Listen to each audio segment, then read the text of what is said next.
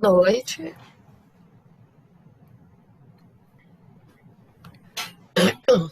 É, como o Victor falou, né? Nós estamos hoje aqui como convidada do IPC. Conheço algumas pessoas que estão aqui, outras não.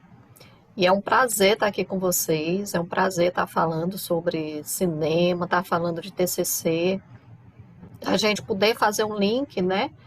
Da TCC com o cinema ou das TCC, das terapias cognitivas de uma forma geral. E o quanto o cinema, né, os filmes podem nos ajudar a pensar sobre, né, a pensar sobre os personagens, na dinâmica deles, nas crenças, nas distorções, numa conceitualização cognitiva que pode ser feita.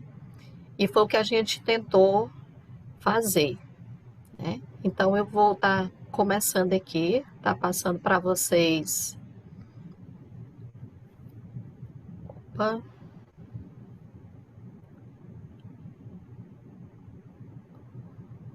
Vocês estão conseguindo ver os slides, gente?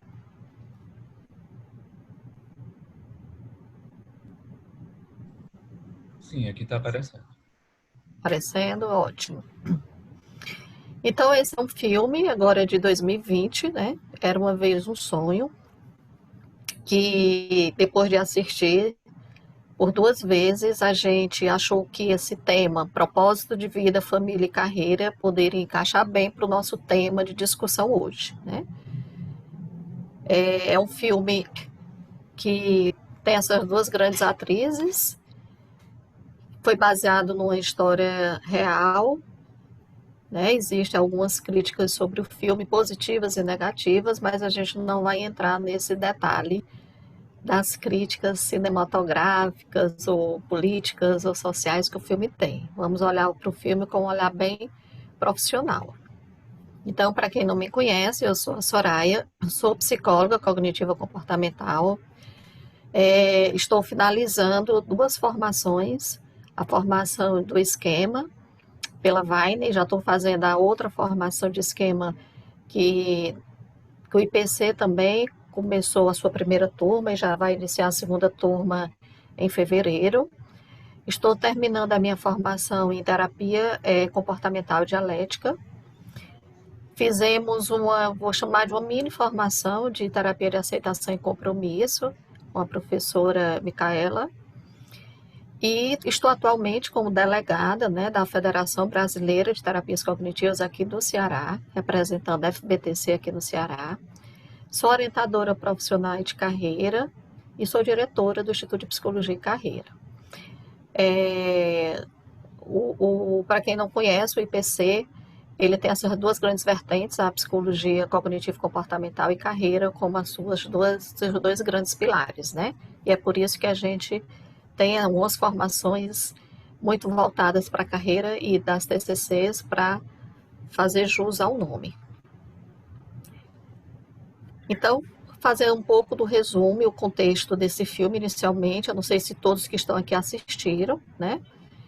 Mas se não assistiram, esse filme ele é baseado numa história real, né? Um longa que mostra a vida de um ex-fuzileiro naval, ele estudante de direito, que ele se chama J.D. Vance, que tem um sonho de ser um advogado renomado, mas esse sonho dele é interrompido por muita crise na família, né? E, e ele acaba sendo obrigado a retornar à sua cidade natal. Ele muda de cidade, mas depois ele precisa voltar à cidade natal dele para ele resolver uma situação com a mãe, né? Então, é uma história que, mesmo com toda uma família disfuncional, desestruturada, ele ainda conseguiu ter sucesso na vida dele, né? Então, essa história, ela é contada pelo próprio personagem, né? O J.D. Vance, através de alguns flashbacks. Então, ele vai lembrando de algumas cenas e aí ele vai retomando a infância dele, as crises que ele teve com mãe, com a avó, a relação com a irmã, com o avô. A mãe dele era dependente química, né, na heroína, e ela já tinha feito várias tentativas de recuperação e até então não tinha conseguido. O aprendizado que a gente tira, assim, de uma forma muito geral desse filme, né, é que o aprendizado desse personagem principal é de que ele fala essa frase, né, que é um conselho que a avó dele dá, é que de que os estudos são a única porta para que ele tenha alguma chance na vida. Então, a avó é essa grande incentivadora, né, então ele precisa também aceitar as origens dele, que são chamadas de caipira, fazendo parte da vida dele, né, não abrindo mão disso para que ele seja um advogado com sucesso. Quando ele volta para a cidade natal dele, ele tem um momento que tem que para definir muito a vida dele. Ele, como estudante de direito, ele faz o curso na Universidade de Wali e aí ele está prestes a fazer uma entrevista para ter um estágio, porque é muito caro a universidade, ele não tem como pagar e ele trabalha em vários lugares, né, para ganhar um dinheiro, mas mesmo ele, todo esse esforço, ainda assim não daria para pagar o curso dele. E aí ele vai submeter uma entrevista para trabalhar num grande escritório que ele ia ganhar muito, daria para pagar a universidade e fazer outras coisas financeiramente na vida dele. E aí nessa jornada tem um elemento muito constante que a gente percebe do início ao fim, que ele tem sempre um sentimento de não se sentir pertencente. Ele, quando chega, na primeira cena de flashback dele, ele tá vai passar as férias na casa dos bisavós dele, na verdade, e ele quer ficar lá, mas ainda assim tem uma cena de que os amigos falam que ele não é dali. O que ele está fazendo ali naquela cidade, né? Então, esse sentimento de não pertencimento percorre vários momentos do filme, né? Quando ele é adulto, que ele vai para um primeiro contato, né, com as pessoas que iriam decidir se ele conseguiria o estágio ou não, ele também, num jantar lá, ele não se sente pertencendo àquele mundo, né? Então, é algo que eu acompanho. Eu vou passar aqui um videozinho só para gente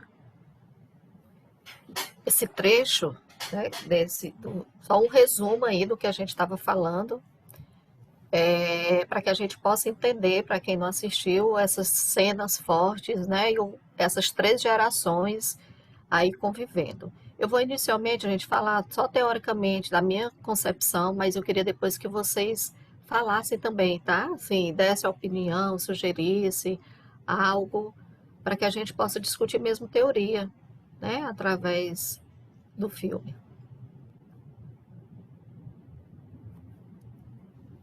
Então, assim, a gente vai estar aqui mesclando um pouco dessas teorias, tanto a TCC, como a DBT, como esquemas e ACT, mas não é bem uma salada, é só várias formas de olhar para a mesma cena, né, que a gente pode ter. E uma das mensagens que esse filme me deixa é o que essa gravura representa, né? Que a vida da gente ela não é feita como uma forma de bolo. Porque muitas vezes a gente tem um propósito, como se essa bandeira aqui representasse o nosso propósito, e a gente tem os nossos planos. Então a gente vai lá de uma forma muito linear e contínua para alcançar o nosso propósito. Mas a vida nos mostra que não é assim, que não é essa coisa retinha, bonitinha, que a gente tem altos e baixos, e é que cada descida e subida, daqui a bandeirinha sinalizando o nosso propósito, ele está o tempo todo ali nos acompanhando, né? Porque o nosso propósito de hoje não pode ser o mesmo propósito que há alguns anos, esse propósito ele pode estar mudando, ou pode não mudar, depende de cada um de nós, né? Então, essa gravura, essa imagem, ela foi bem forte para mim e me traz essa reflexão assim, se a gente soubesse qual é a forma da vida, né, a gente não teria tantos altos e baixos. Então, o personagem, ele mostra essa imagem aqui de baixo, né, o quanto a vida dele, ele foi permeado o tempo todo por esse sonho, que era um sonho de ser um grande advogado renomado, e quantas baixas, né? Quantas crises, quantos conflitos aconteceram na vida dele para que ele conseguisse realizar esse propósito da vida dele. Mas aí a gente se pergunta, afinal de contas, o que seria o propósito, né? Então, no livro Business Mode You, existe uma definição, né, de nos questionando assim: será que propósito é uma meta, é um sonho, é um objetivo? O que é um propósito, né? Pode ser uma meta, pode ser um sonho e pode ser um objetivo, desde que ele esteja alinhado aos nossos valores. Então, o propósito, quando a gente quer chegar até ele, ele, se ele não estiver alinhado aos nossos valores, a gente não tem aquele sentimento de autorrealização, né? Quando a gente, muitas vezes as pessoas falam assim: ai, fulano está com sucesso na vida, ou sucesso na carreira, mas é um sucesso que às vezes só quem está de fora vê. É o que a gente chama de um sucesso objetivo. A pessoa ganha dinheiro, tem um carro bom, tem uma boa casa, faz muitas viagens, mas tem aquele sucesso que ninguém vê, né? Que é aquele da autorrealização. Que às vezes você nem ganha esse dinheiro todo, às vezes você nem faz essas viagens todas, mas ele está tão alinhado com você diante dos seus valores que para você aquele é o sucesso, né? Então, que a gente possa também fazer essa reflexão e perceber, né, essa frase do Bruce Hans, que ele diz assim: se você não alinhar o seu trabalho com o seu propósito, você só está deslocando o problema para outra mesa. Então, essa autorrealização de carreira, a autorrealização do nosso trabalho, ela tem que estar alinhada aos nossos valores, e esses valores têm que estar alinhados ao nosso propósito, né? E aí vem uma segunda pergunta: ok, eu já entendi o que é propósito, mas o que são valores? A gente costuma dizer assim: meu valor é família, né? E aí a Karen Vogel, no livro dela, ela fala assim, que os valores, eles não são objetivos. Muitas pessoas às vezes se confundem: o valor meu é uma meta minha. Não, a meta sua é o seu propósito. Porque o propósito a gente nunca realiza, né? Assim, o propósito é onde a gente vai alcançar. O valor, ele é uma ação. A gente não realiza o valor, a gente utiliza esse valor, é um comportamento nosso, é uma ação para a gente atingir o nosso propósito. Então, o valor, ele trata de quem eu quero ser, né? E como eu escolho me comportar quando eu busco o meu propósito. Então, eu posso ter o mesmo propósito do J.D. Vance, que é ser uma grande advogada renomada, mas a forma como eu quero ser uma advogada, eu quero ser uma advogada honesta, eu quero ser uma advogada que ajude as pessoas, eu quero ser uma advogada só que ganhe dinheiro, independente se eu vou passar por cima de alguém ou não, se eu vou ser ético ou não. Então, o valor, ele fala muito do meu comportamento, do que eu escolho, a forma como eu vou me comportar, né? E como eu quero ser na vida. Então, esses valores, eles, como se eles fossem alguns desejos nossos, profundo, que pode ter que fazer sentido na nossa vida, né? Como eu quero ser e me comportar, como a gente já falou, os princípios que norteiam e nos guiam, que nos motivam a prosseguir mesmo diante dos sofrimentos e das desilusões, os princípios e concepções que são significativos para mim. Quando eu coloco tudo isso junto, eu estou falando que eu sou uma pessoa que tenho valores alinhados ao que eu quero ser e eu me comporto alinhada a esses valores, né? Então, eles estão relacionados com essa qualidade do ser. E quando a gente se conecta a esses valores, é quando a gente se sente capaz de agir, de tomar uma atitude, mesmo diante de experiências difíceis e dolorosas, como foi o caso do personagem. Ele teve mil motivos para não ser uma pessoa muito sucedida, para não ir em busca do propósito dele. Mas a gente vai já falar quais foram os valores dele e o que deixou ele conectado. Por que que alguns de nós, às vezes, a gente conquista até o nosso propósito, mas a gente não se sente feliz, a gente não se sente realizada, porque às vezes a realização daquele propósito, ele não está alinhado àquilo que eu me sinto capaz de. Às vezes foi uma oportunidade que surgiu e a gente costuma dizer isso, né? Ah, eu não posso abrir mão dessa oportunidade. Por exemplo, eu tenho alguns clientes que falam de passar em concursos públicos porque queriam um emprego estável. Esse era um objetivo. Mas ao fazer o que eles faziam dentro desse emprego, não estava nada alinhado aos valores dele. Então, ele estava ali puramente pelo dinheiro e pela estabilidade. mas esse propósito não está alinhado a um outro valor, né? Então, a gente pode começar a pensar nesse personagem e dizer assim, então vamos pensar, qual era o propósito do J.D. Vance? Era ser um advogado renomado. Quais eram os valores que ele apresentava dentro desse filme? Ele era muito cuidadoso com a família, então assim, a gente pode dizer, o valor dele maior era a família. E a Karen Vogel diz no livro dela assim, família não é valor. Valor é o meu comportamento, né? Então, qual era o comportamento dele? De cuidado, de ser cuidadoso com a família, de ser cuidadoso com a tradição da família, de agir de uma forma coerente com as suas raízes, de ser cuidadoso com o relacionamento amoroso que ele tem, de ele ser verdadeiro com o outro. Hora nenhuma ele esconde quem ele é, né, para as pessoas com quem ele convive. A namorada, ele tenta poupá-la, mas no momento seguinte ele fala para ela o que aconteceu com a mãe. Ele já tinha falado que a mãe era viciada, né? Mas ele não tinha falado da recaída dela e que era a heroína o vício maior dela. Então, que eu consegui enxergar no filme, eu enxerguei esses valores como algo bem presente, né? Então a gente percebe que o valor não depende de como os outros respondem a mim.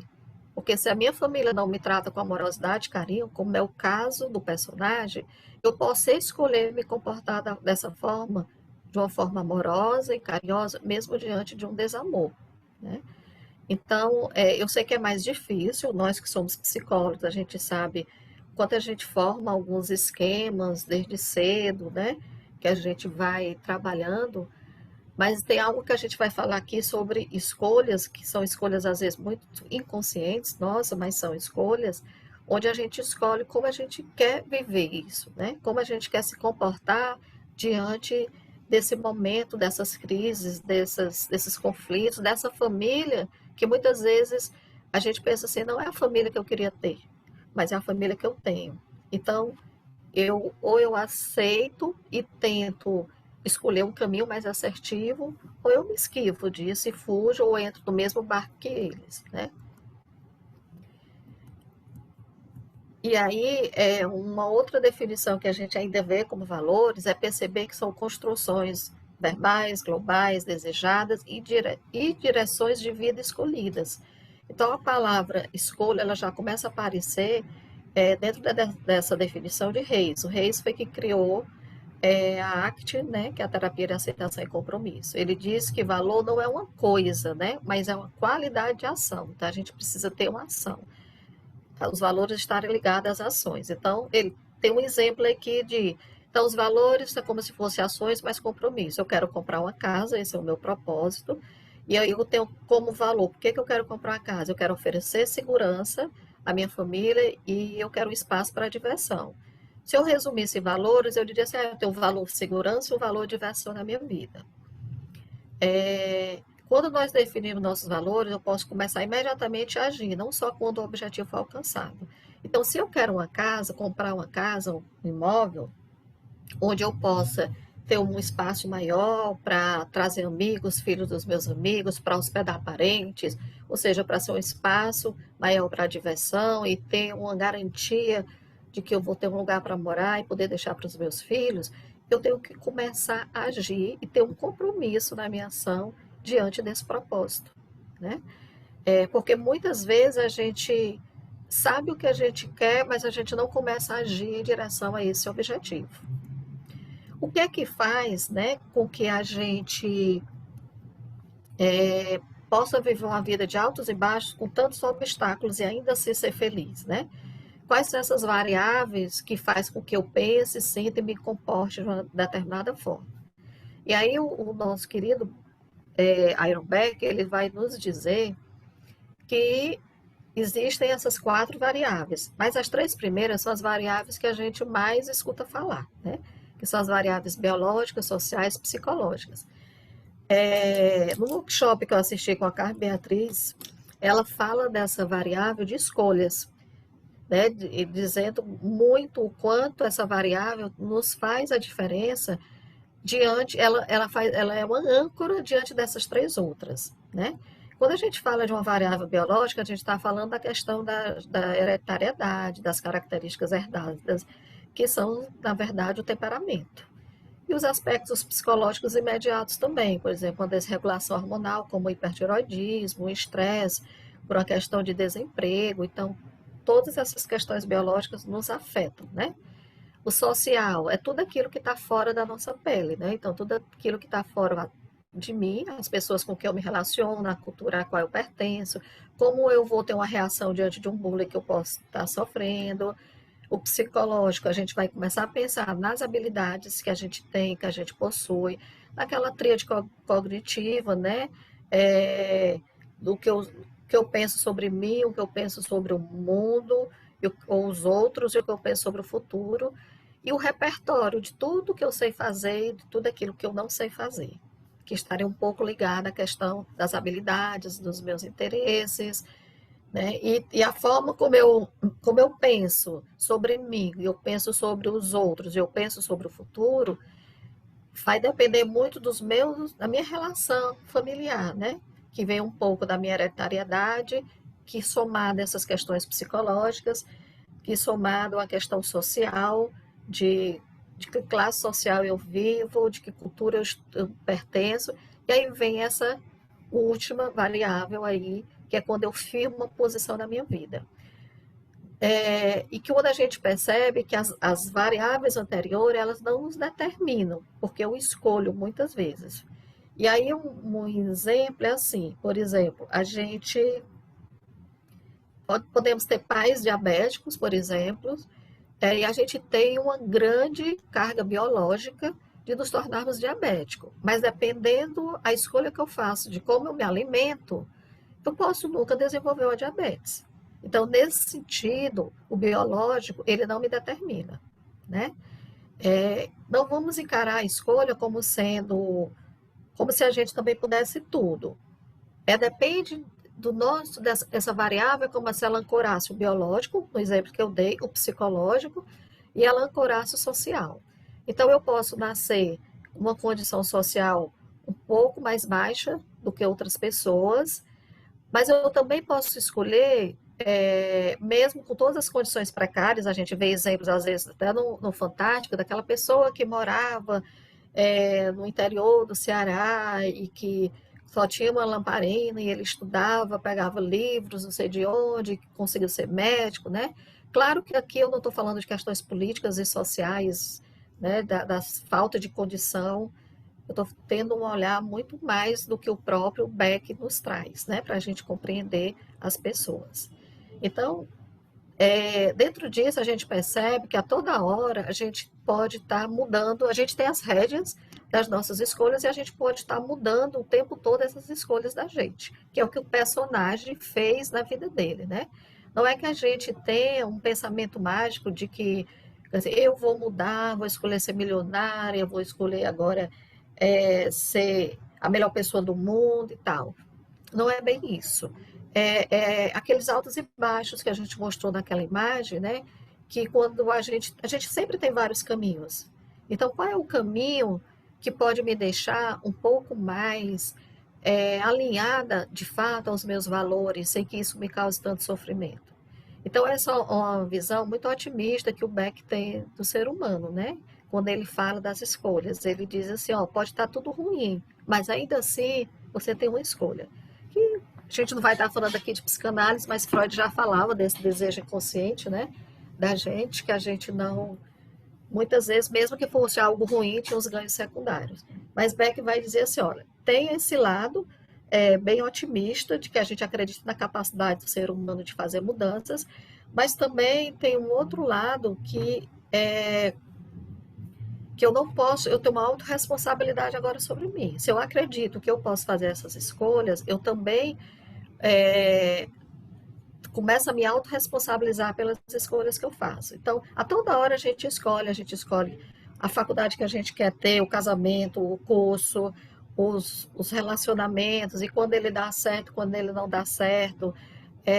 Foi eu que escolhi, ambos escolheram, né? Então, se a gente olha até para esse exemplo do casamento, como algo assim, qual a minha responsabilidade diante disso? Não é qual é a minha culpa, qual é a minha responsabilidade, qual é a responsabilidade do outro, né?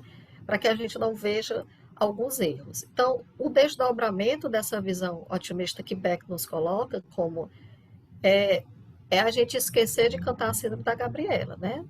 A gente vai ficar mesmo aquela história, eu nasci assim, eu cresci assim, e ele diz assim, não, a gente não é só um mero respondente da nossa história, a gente pode reeditar, apesar de algumas circunstâncias que tem na nossa vida, né?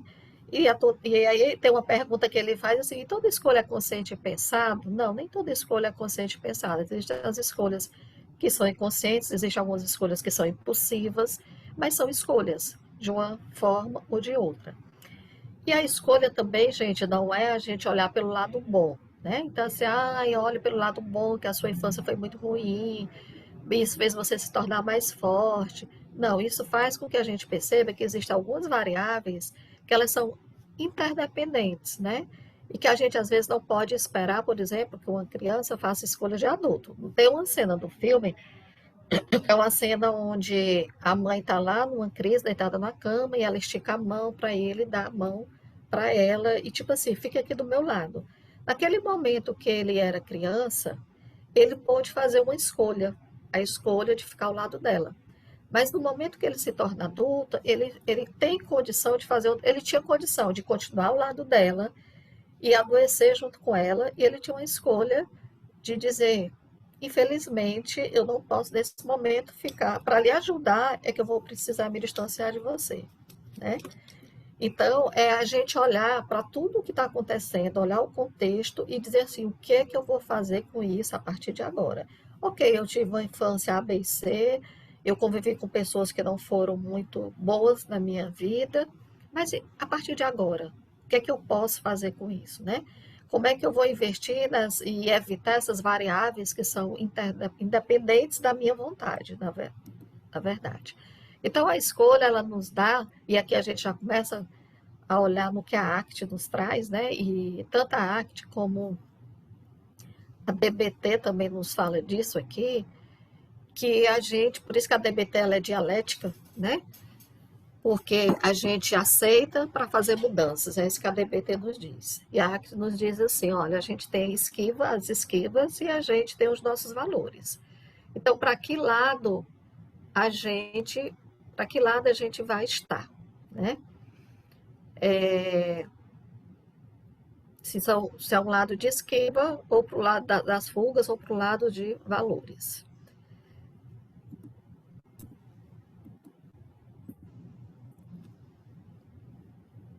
Nossa. Então, a gente percebe que tudo vai depender muito de como os nossos pensamentos vão controlando essa ação, a ação de esquiva e a ação em direção aos nossos valores. Podemos reverter algumas coisas, sim, nós podemos reverter essas ações, porque os pensamentos, eles são nada mais, nada menos que um monte de palavras, imagens que se aglomeram, né? Então, a gente tem que olhar para a funcionalidade desse pensamento. Eles estão se aproximando dos nossos valores ou não? Então, olhar para a função, né, a análise do comportamento vai dizer qual a função desse comportamento que a gente tem, qual a função desse pensamento, qual a função dessa emoção que a gente está sentindo. Né? Ela tem uma funcionalidade. Quando a gente olha para essa funcionalidade, a gente começa a perceber que a gente pode fazer algumas mudanças comportamentais a serviço dos nossos valores.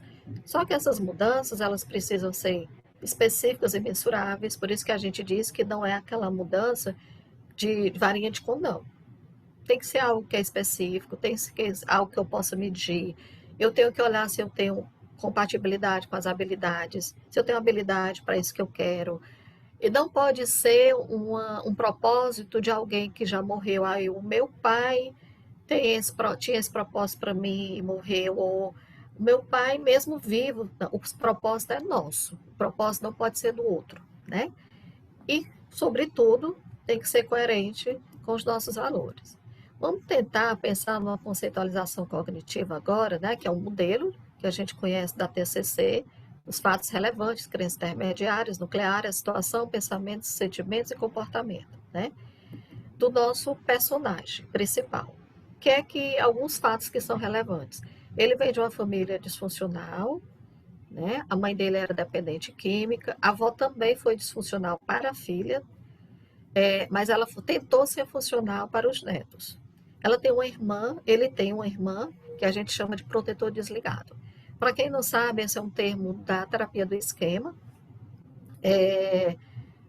São um dos modos que a gente fala, né? O modo de protetor desligado é quando a gente não quer ter contato com aquilo que está acontecendo com a gente naquela situação. Ele é um pouco diferente das esquivas que a gente faz, né? Porque a esquiva, às vezes, eu não enxergo, eu fujo mesmo daquilo. O protetor desligado é como se eu me desligasse da tomada e dissesse, eu não quero ter contato com isso. Então, assim, a gente percebe bem uma cena no filme dessa irmã, que eles voltam, né, das férias lá da casa dos bisavós, logo no começo do filme, e ela fica contando no relógio as horas para chegar para encontrar com o namorado. E tem aquela brigazinha de saída ali, para entrar no carro, para sair do carro, e logo que ela chega, o namorado já está esperando por ela, e ela simplesmente entra no carro com o namorado e deixa tudo para trás, né? A relação dela com a mãe sempre foi uma relação, aparenta no filme, né? Uma relação onde ela, de fato, vive a vida dela, apesar de, né? E ele não. O personagem principal, o Didi, ele está muito mais dentro dos problemas, né? Ele é muito mais é, afetado pelos problemas. E ela, talvez, por uma condição de ser mais velha, por uma condição mesmo de querer se proteger, ela liga lá o protetorzinho dela, deixa ele desligado e ela vai viver a vida dela. Tanto que ela consegue casar, ter os filhos, né? Ter uma vida, aparentemente no filme, uma vida que ela queria ter. Ela não queria era ter a mãe que ela tem, né? Mas ela consegue construir a vida dela de uma forma onde ela conseguiu seguir, andar para frente, ela não ficou parada. Como a mãe dela teve várias interrupções. E aí a gente imagina quais são as crenças intermediárias, então, do JD. Ele pensava assim, né? Se eu não proteger a minha mãe, então ela não vai me amar. Lembra que as crenças intermediárias têm o se, o então, tem as autos-regras, né? Tenho que cuidar da família. Não posso ser feliz com minha mãe doente. O mundo, no caso a família, precisa estar sem problemas para eu cuidar da minha vida. Então, essas eram algumas crenças que ele tinha. Cada vez que ele pensa em desistir, né, de ir para a entrevista lá do estágio, são pensamentos que passam na cabeça dele. Mas aí ele começa a lembrar das cenas da mãe cuidando dele, né, uma cena que ele ganha no jogo, que ela parabeniza, a cena lá do cachorro que ele ganha, né? Então ele vai, cada vez que ele pensa assim, não, eu vou seguir, aí vem um flashback, lembrando de coisas boas que ele viveu com essa mãe, que ele precisa cuidar dela, né? E aí também que ele tem uma irmã que ajudou, e uma avó, principalmente, né? Que falou coisas para ele e que ele poderia não ter escutado, mas ele fez a escolha de escutar esses conselhos que ele recebeu. As crenças, eu coloquei um monte de ponto de interrogações, porque eu quero ouvir de vocês. Vocês conseguiriam colocar aí no chat para a gente conversar aqui um pouquinho sobre essas crenças?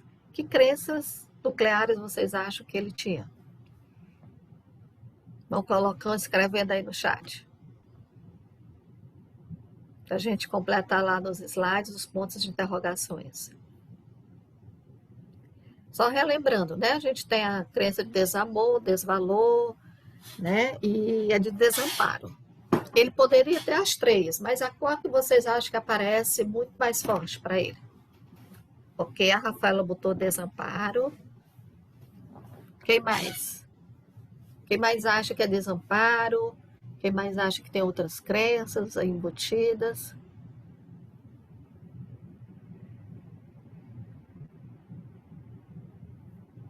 Elisângela também botou desamparo.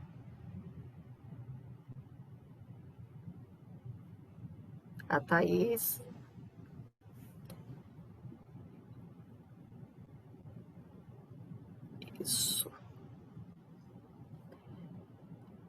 Eu também acho que ele tem crença de desamparo. Por quê? Tem algumas situações que ele se coloca, né? O slide aqui não está querendo passar. Só um segundo. Pronto. Tem algumas situações que ele se coloca, que eu coloquei assim, né? Uma cena.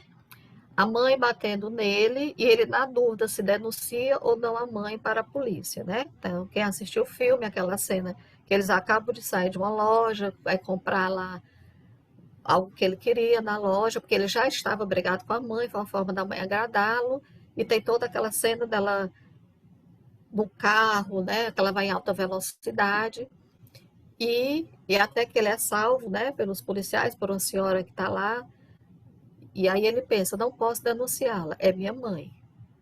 E aí ele diz, eu que fiz bobeira, é assim que ele justifica para os policiais. O sentimento dele foi de medo também, né? Um sentimento de raiva, ao mesmo tempo de raiva de que ela sempre está aprontando, mas também de medo do que poderia acontecer com ele, caso ele fizesse essa denúncia, ou com ela própria, né? E aí o comportamento dele é de não denúncia. Qual o significado desse pensamento automático dele, né? Eu botei aqui para a gente conversar. Não posso denunciá-la, é minha mãe, eu fiz bobeira. Fui eu que fiz a bobeira. É um significado de ser amado ou de desamparo. Aqui está escrito errado, né? É, conforme o nosso raciocínio, pelo que vocês falaram, parece que é muito mais significativo um desamparo, porque o desamparo, né, a pessoa se sente incompetente, ela se sente frágil, ela se sente deficiente, se sente. Quando ele diz eu fiz a bobeira, é como se ele tivesse dito eu que fui incompetente nessa relação de filho, né? Uma outra situação, que é a que eu já até falei, a mãe pegando na mão dele, pedindo para ficar com ela. Aí ele pensa, não posso abandonar minha mãe, preciso estar perto dela para ela ficar bem. Tem um sentimento de compaixão e ele permanece com ela. Qual seria o significado desse pensamento automático aí? Né? Não posso abandonar minha mãe, preciso estar perto dela para ela ficar bem. É como se esse pensamento parece ser uma crença intermediária, né? Se eu não ficar com a minha mãe, ela vai ficar pior. Qual seria o significado desse pensamento automático?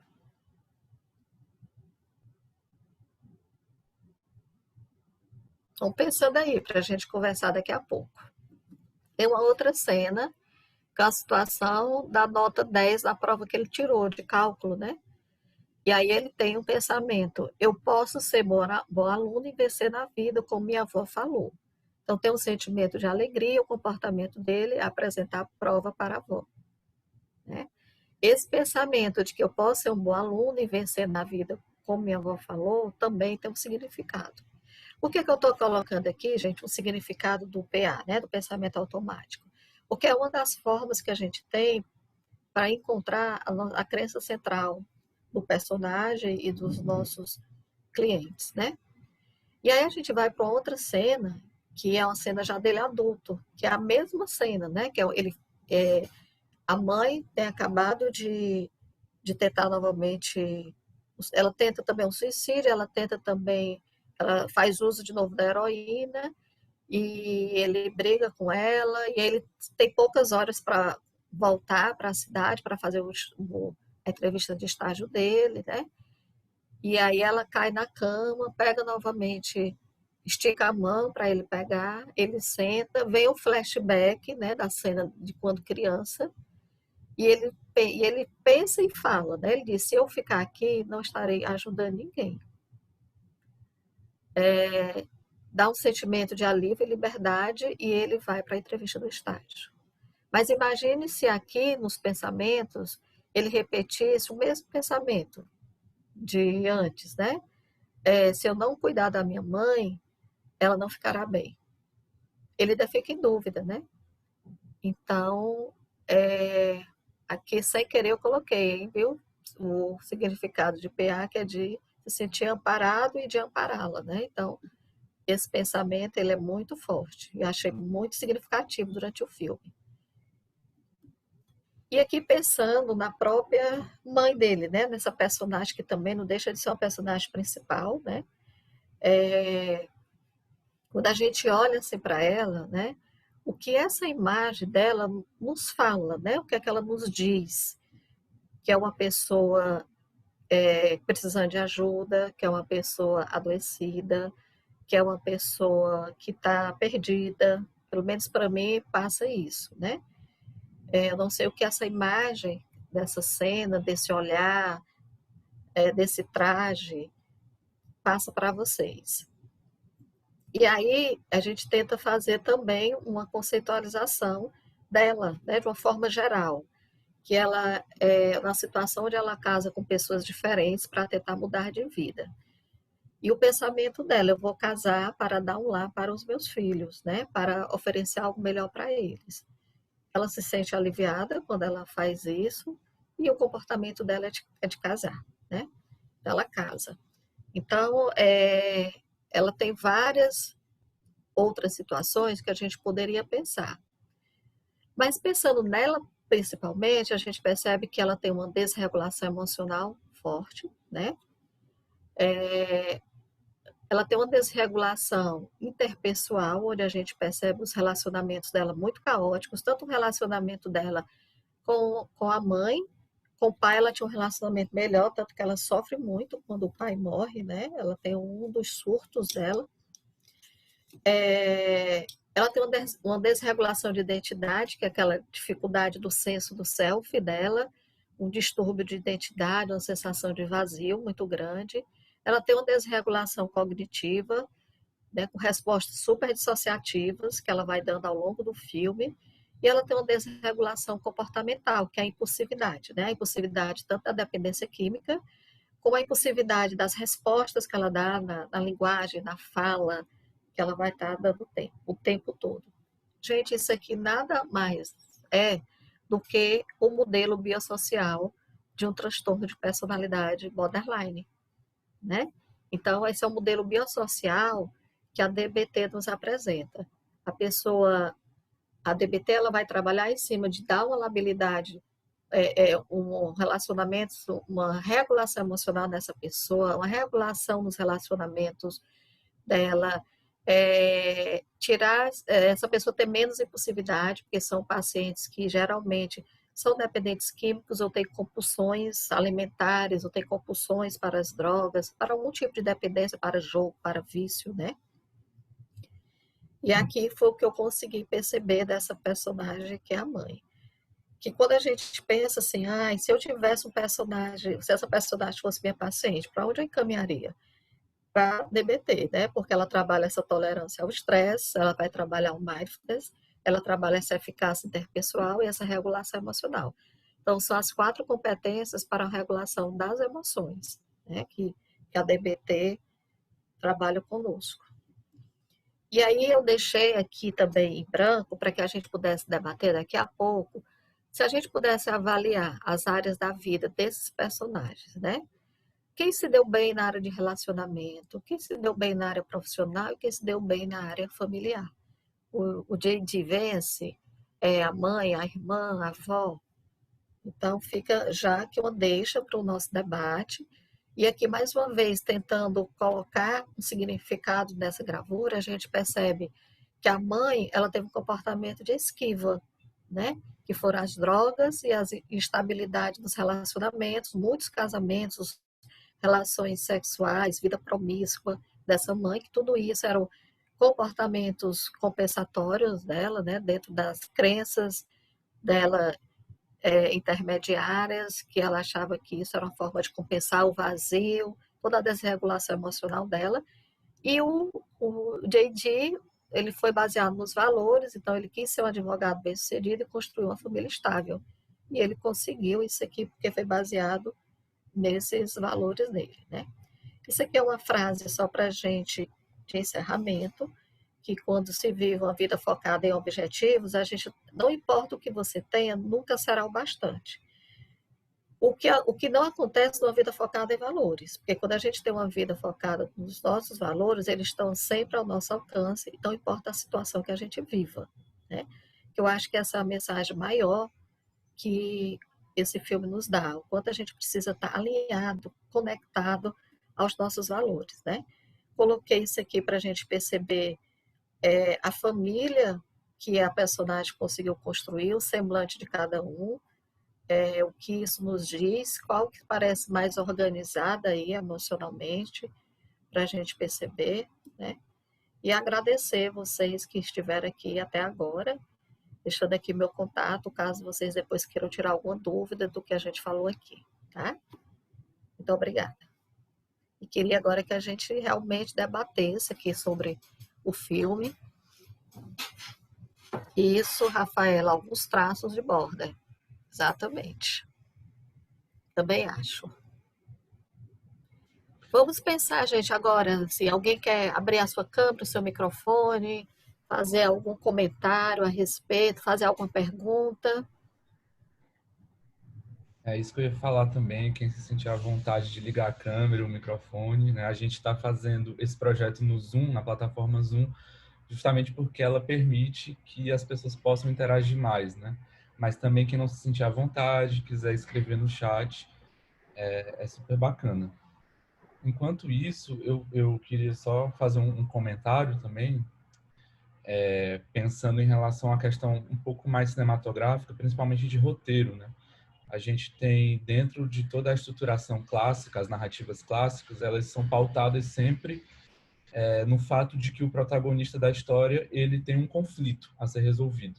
A maioria dos filmes baseados em estrutura clássica de narrativa, ele vai partir dessa premissa. E o que é esse conflito? Esse conflito, basicamente, são duas forças opostas.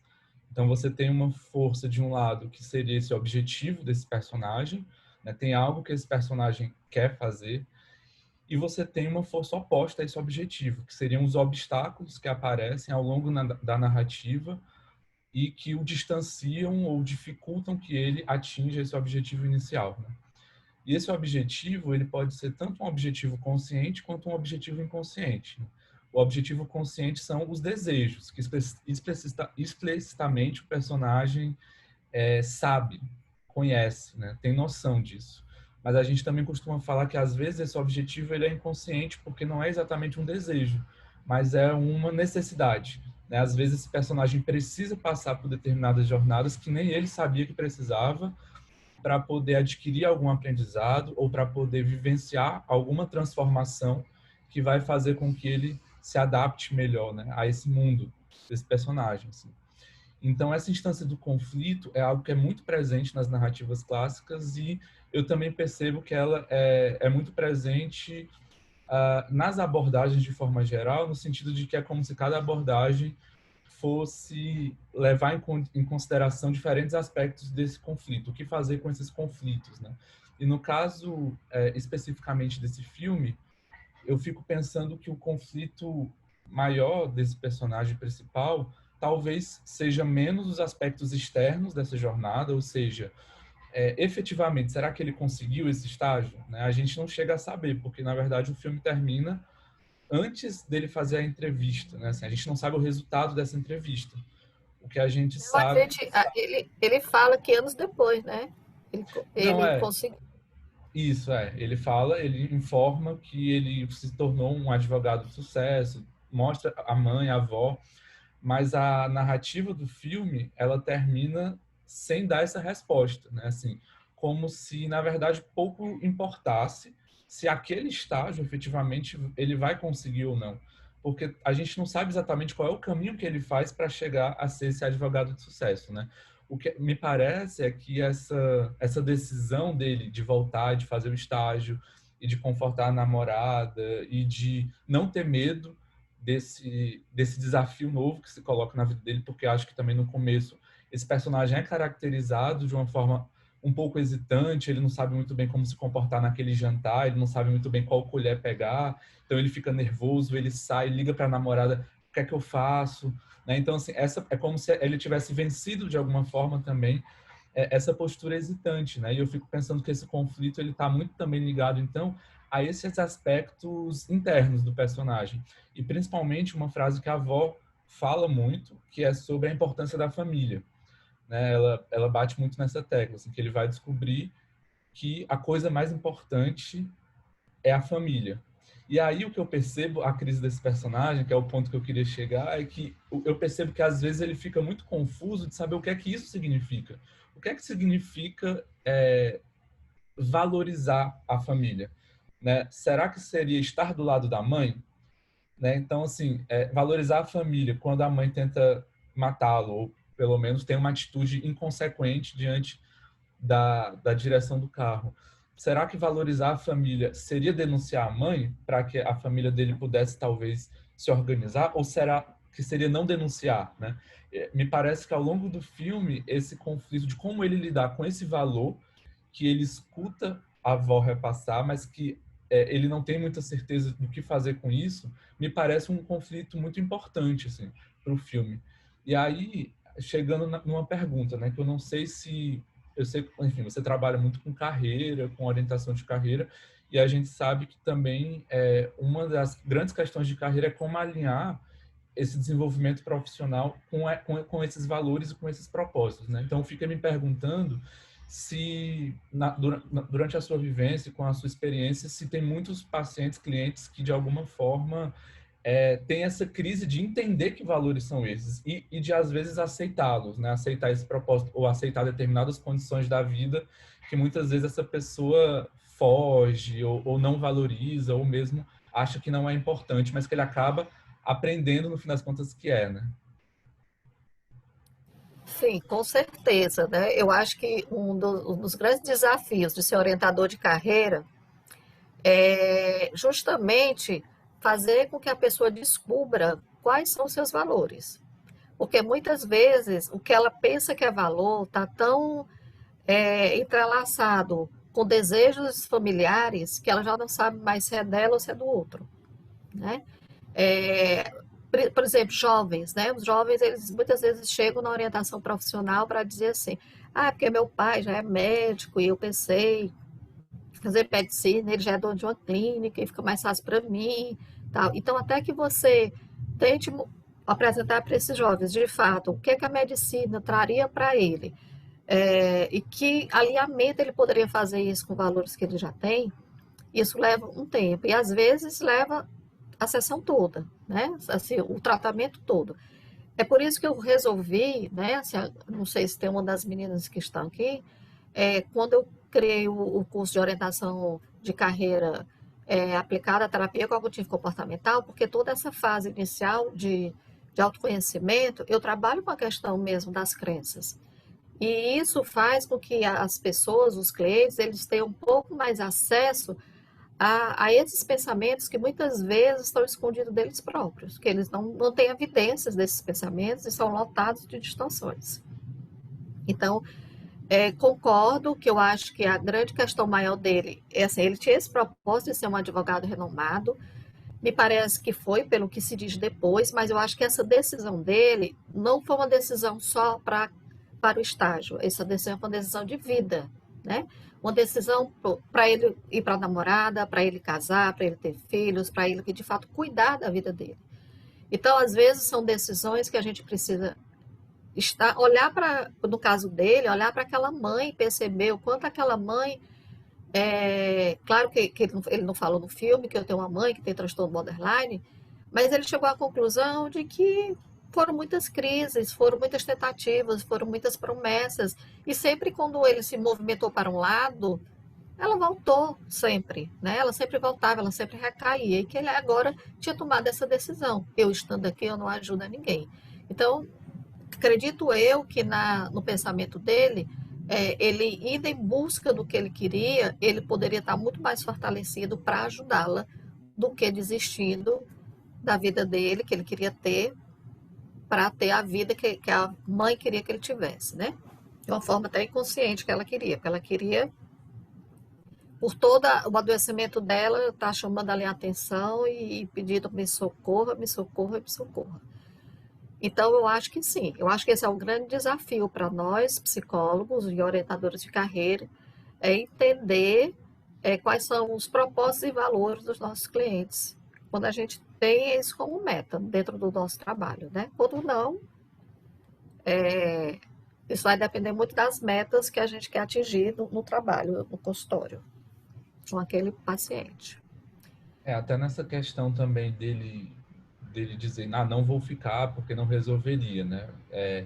Quando eu assisti o filme, eu fiquei um pouco surpreso também, assim, com essa atitude, muito embora foi ficando cada vez mais claro que aquela situação era uma espécie de furacão, assim, que tragava tudo e a todos, né? E era muito difícil de desvencilhar, assim.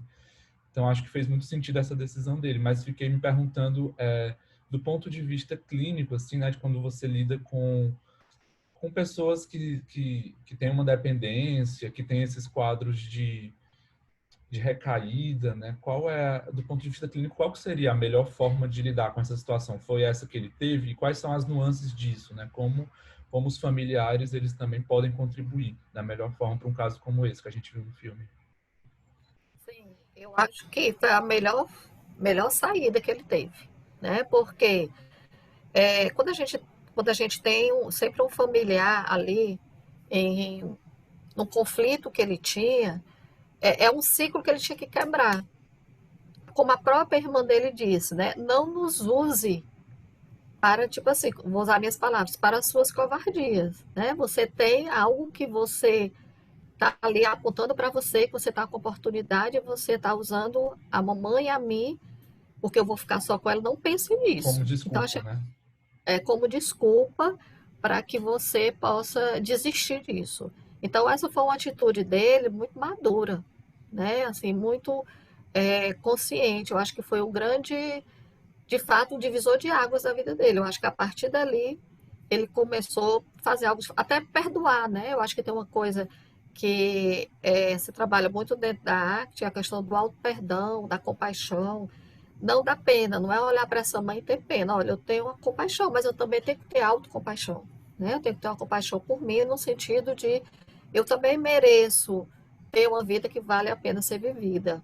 Porque senão ele ia entrar junto com ela e a gente também não sabe qual seria o outro destino se ele não tivesse tomado essa atitude, né? Então acho que sim, foi uma atitude assertiva, porém muito difícil.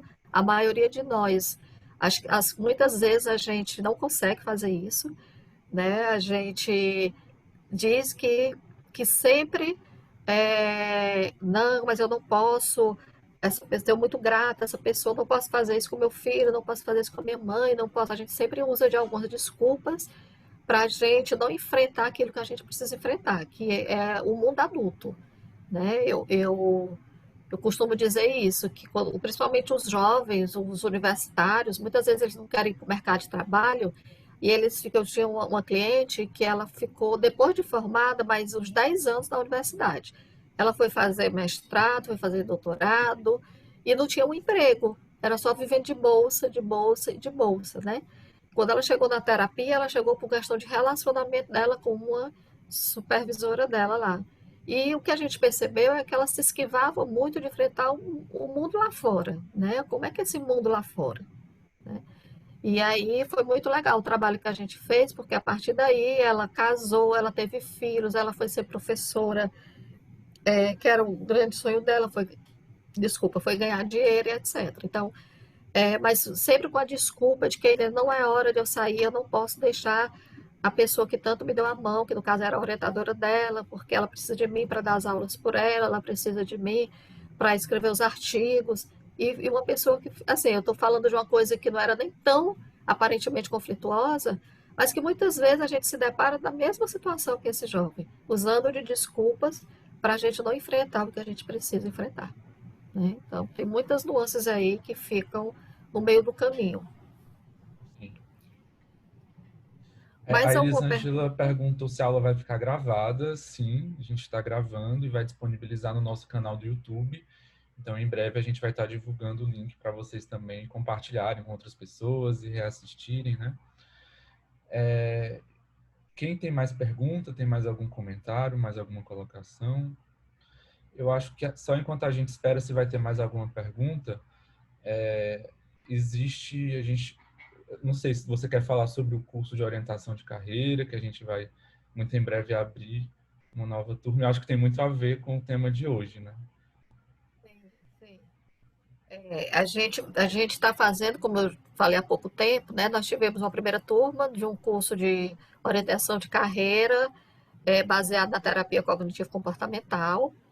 E nesse curso, o diferencial dele é justamente a gente olhar para fazer um momento de autoconhecimento. Toda orientação de carreira tem a fase do autoconhecimento. Mas a fase do autoconhecimento, a gente traz muito a TCC para perto, não só a TCC clássica de Beck, a gente traz algumas coisas da própria ACT, algumas coisas da própria DBT e saber o que pode ser usado, né? Então, mesmo quem não tem nenhuma noção da TCC, vai existir módulo só para a gente falar da TCC, para que você que não tenha noção possa ter do que se trata, o que é. Então, é um curso que ele é só para psicólogos, é um pré-requisito que eu não abro mão, porque como a gente vê também muitas ferramentas, a gente vê alguns instrumentos que são específicos de psicólogos, eu quero me sentir à vontade de estar no grupo que tenha psicólogos, né? E a gente aumentou agora a carga horária, era uma carga horária de 40 horas, agora vai ser uma carga horária de 75, acho que 75 horas. A gente colocou outros profissionais além de mim. É, sim, a Rosângela está lembrando que a gente está com a formação de DBT, com as inscrições abertas, isso mesmo, que trata muito sobre transtorno borderline. E outros profissionais que vão falar um pouco da neurociência, das escolhas, vai estar falando sobre a parte do jovem da primeira escolha, universitário na inserção do mercado, das pessoas que já têm seu emprego e querem fazer uma transição de carreira ou de profissão, ou mesmo do próprio emprego, ou de um novo trabalho, né? Até mesmo dentro da empresa, a gente vai estar falando um pouco também de psicologia positiva, dentro das empresas, como trazer essas forças que a gente tem, né? Para nossas escolhas, porque nós temos algumas forças, como diz a psicologia positiva, algumas forças de caráter. Então, a gente também vai estar trabalhando isso. Vai ser um curso bem completo e vamos ter a parte prática, né? Então, a gente vai teoria e prática, teoria e prática, teoria e prática. E para quem já me conhece, sabe o quanto eu faço entrega de material, né? Então, é um curso que vai ser metade AD e metade aqui, como a gente está ao vivo, mas no Zoom. A gente vai estar passando vídeos, vocês vão assistir, a gente vai estar ao vivo, tirando dúvidas, falando de prática, trazendo estudo de caso. Então, eu acho que vai ser bem dinâmica essa segunda turma, né? Bacana. Espero contar com alguns de vocês e legal, né? Do que a Rosângela está lembrando, a formação da gente de TPT e de TCC. Para quem não tem TCC, a gente também está com inscrições abertas de TCC. A Rafaela botou a crença da avó sobre a família ser a coisa mais importante da vida. Pode ser considerado um valor ou uma crença disfuncional? Eu acredito que é considerado um valor para ela, né? Agora, depende, essa pergunta eu acho que cabe as duas respostas, Rafaela. Pode ser uma crença disfuncional dela, ela não conseguir ter construído a família que ela queria, né? Assim, aparece ela queimando o marido, né? Porque o marido era bêbado, batia nela. Então a gente imagina a desestrutura que foi na vida dessa avó também, né? Que a mãe do personagem viveu na sua infância. E ela pode estar tentando resgatar essa família perfeita, né? E nesse sentido, é uma crença disfuncional, porque não existe a família perfeita, mas ela pode ser um valor, não no sentido de eu tentar, naquilo que eu falei, de um comportamento com a família. Eu já errei tanto, e ela diz, quando ela fala do exterminador bom, do exterminador neutro e do exterminador ruim, né? E o Neto pergunta, e você é qual? Ela diz, deve ser o bom. Ela diz, mas eu tento, mas nem sempre consegui. Então, eu acho que ela passa a querer ter um comportamento com a família, que é quando ela sai do hospital, arranca tudo, o soro, né, para ir salvar o neto. Que ela é um comportamento de ela dizer, desta vez eu salvo alguém, né? Dessa vez eu vou conseguir ter essa família que eu quero ter, nem que seja só com o meu neto. Então, nesse sentido, acaba sendo um valor para ela, porque ela abre mão do próprio bem-estar dela dentro do hospital e vai em busca de ter esse objetivo de tirar o próprio filho da mãe, porque ela já percebia que ele estava entrando já nas drogas, com a maconha e tal, né? E espantando todos os amigos do neto, que se essa avó também não tivesse tido uma atitude assim, com tanta disciplina, a gente também não sabe o desfecho que teria sido desse rapaz, né? Do personagem principal. Então eu acho que cabem as duas respostas. E acho que esse conflito da avó é muito interessante porque aí é quando ela muda de ideia, né? Esse momento do filme. Mas, na verdade, se eu não me engano, antes o J.D. já tinha pedido para morar com ela, e ela tinha negado, né? Não podia fazer isso com a própria filha, tirar o filho da própria filha. Só que algo faz ela mudar de ideia, né? E isso me faz pensar aquela reflexão que eu tinha trazido sobre o que é que significa para essa avó fazer o bem para a família dela, né? Talvez no primeiro momento ela achasse que fazer o bem para a família é não separar a mãe do próprio filho, né? Porque talvez isso fosse muito injusto com a mãe, mas chega um determinado momento em que ela também entende que talvez o que ela pode fazer por essa família de melhor seja sim separar, não por separar, mas porque senão seria mais um familiar que estaria fadado a uma dinâmica de vida muito complicada, né? Assim, então é engraçado como os personagens em pontos diferentes eles também vão caindo essas fichas e vão mudando determinadas atitudes, talvez por entenderem melhor esses próprios valores internos ou como colocá-los em prática, né? Não sei. Sim. A Renata coloca, o filme já começa com a avó adolescente grávida fugindo. Isso, né? É isso mesmo. E é quando a própria filha acusa, né? É uma pessoa que fica grávida aos 15 anos, estou em dúvida se é 13 ou 15 anos, que ela diz. Não pode, fez uma escolha, tipo assim, fez uma escolha não muito boa, né? Então imagina uma jovem que casa tão cedo, né? Não aparece outros filhos ali, só aparece essa filha, mas que fez uma escolha não muito assertiva com o marido que ela teve, né? E que depois cada qual vive da sua casa, foi por isso que ela diz, né? Nós vivemos em casas separadas para a gente conseguir viver um pouco melhor. E, e é isso. Eu acho que é um filme que dá muita. A gente poderia ficar aqui até meia-noite e teria muitas cenas assim fortes, né? Para que a gente pudesse falar e discutir, trazer isso para a nossa vivência da nossa prática clínica, né? O quanto a gente se depara com essas realidades de famílias, né, gente? E muitas vezes a gente se pergunta o que fazer com isso. Sim.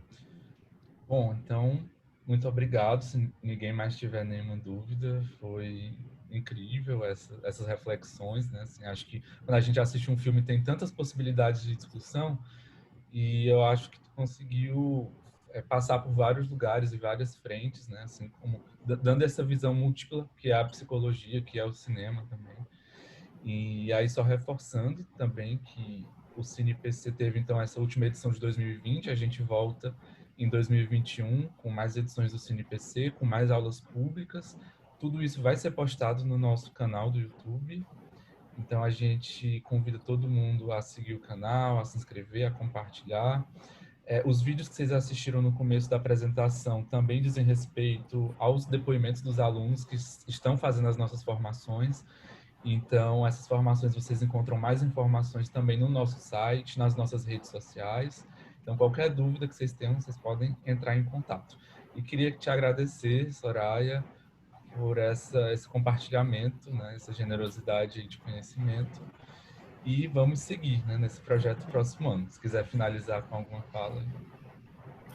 Só agradecer as pessoas que estão aqui, né, que ficaram até agora, que nos acompanha, que a gente faz esse trabalho assim com muito desejo de contribuição, né? Eu diria, colocando os nossos valores nesse trabalho, que tanto no Cine IPC quanto na aula gratuita, são valores do IPC, né? Que é um valor de contribuir com qualidade. Então, a gente sempre, para vocês, esse é um evento gratuito, mas para o IPC não é. A gente paga as pessoas para estar nas aulas públicas, para estar aqui discutindo o Cine IPC, para trazer conteúdos, porque a gente acredita que também é compartilhando conhecimento que a gente cresce, né? Então, só gratidão mesmo pela confiança em vocês no nosso trabalho. E quando tiver no YouTube, vocês podem estar divulgando para outras pessoas essa, esse Cine IPC, tá? Boa noite a todos e Boa até o noite. próximo. Até a próxima. Tchau, tchau.